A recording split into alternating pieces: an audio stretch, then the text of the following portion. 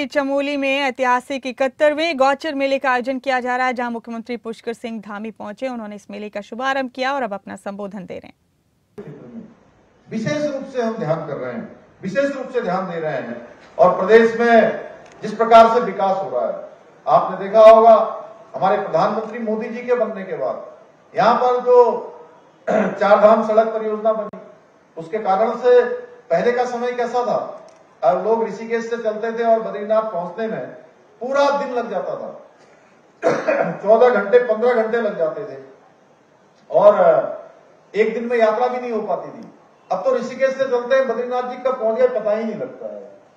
कर्णप्रयाग रुद्रप्रयाग तो बहुत ही आसान है, वो तो 3-4 घंटे में ही पहुंच जाते हैं रुद्रप्रयाग तक। श्रीनगर तक तो और 2-2.5 घंटे में पहुंच जाते हैं। क्यों भरत भाई साहब, ऐसा ही है।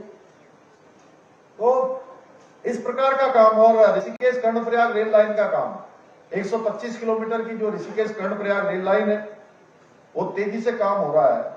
और ये पूरा होते ही इस क्षेत्र के लिए ये ऐसा काम होगा, और ये भारतवर्ष की पहली परियोजना ऐसी है जो 125 किलोमीटर की है और 104 किलोमीटर टनल पर ही जा रही है, सीधे टनलों के अंदर से जा रही है और तेजी से काम चल रहा है। जल्दी से यात्रा शुरू हो जाएगी। निर्माणाधीन रोपवे परियोजनाएं, ये सब इस बात का उदाहरण है कि हमारे प्रधानमंत्री आदरणीय मोदी जी के मार्गदर्शन में हमारा प्रदेश विकास के लिए लगातार आगे बढ़ रहा है। भाइयों बहनों, हमने उत्तराखंड को देश का विकसित राज्य बनाने के लिए ये विकल्प रहित संकल्प लेकर हम चल रहे हैं और हमने कुछ पड़ाव इसके पार कर लिए हैं और अभी बहुत सारे पड़ावों पर हमें काम करना है, पार करने हैं। हमने जो भी आप सबके समक्ष आकर जो भी आपके समक्ष हमने निवेदन रखा है या जो भी हमने वायदे किए हैं, हम उन्हें एक एक करके पूरा करने का प्रयास कर रहे हैं। मुझे उम्मीद है कि हम आपसे किए गए हर एक वायदे को अवश्य पूरा करेंगे, अवश्य उसको आगे बढ़ाएंगे। भाइयों बहनों, आज चाहे प्रदेश के अंदर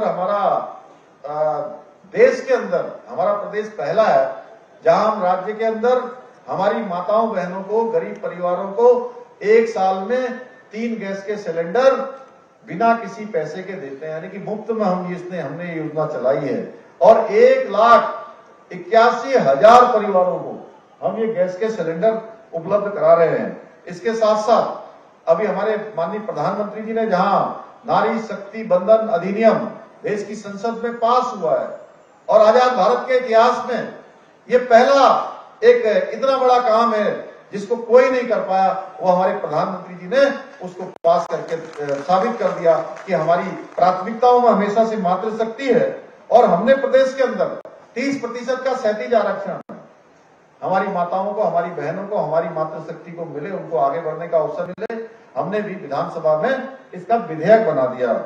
इसके साथ साथ समान नागरिक संहिता, जो देश के अंदर बड़े लंबे समय से जिसकी मांग थी, बहुत जल्द समान नागरिक संहिता पर भी हम कानून बनाने वाले हैं।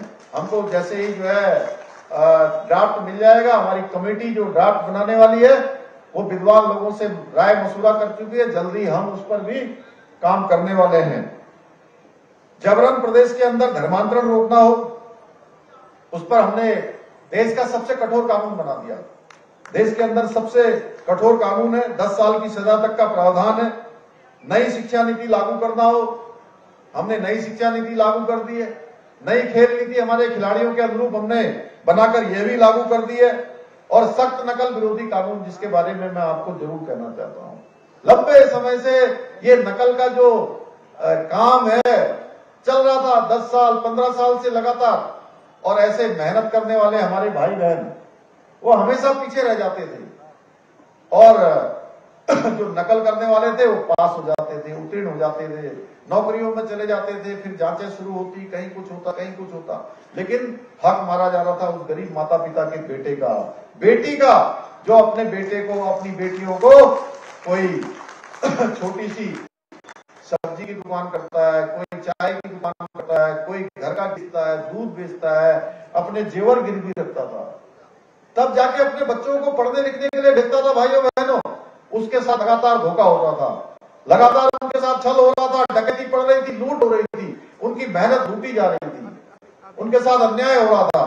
हमने तय किया कि अब हम किसी भी कीमत पर ये नकल का जो अपराध है इसको रोकने का काम करेंगे।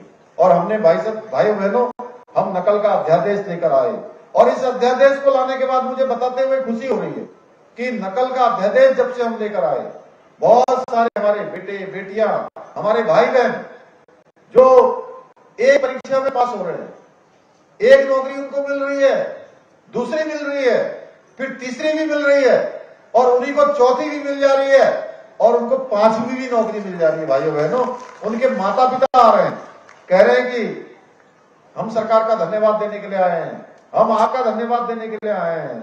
पहले भी हमारे बच्चे परीक्षाओं में भाग लेते थे, इसी चमोली जनपद के बच्चे हैं जो 2-2, 3-3 परीक्षाओं में भाग लिए हैं और 3-2-3 में उनका नंबर आ गया, वो परीक्षाओं में उत्तीर्ण हो गए हैं, उनकी नौकरी 3-3 जगह पर लग गई, 4-4 जगह पर लग गई है।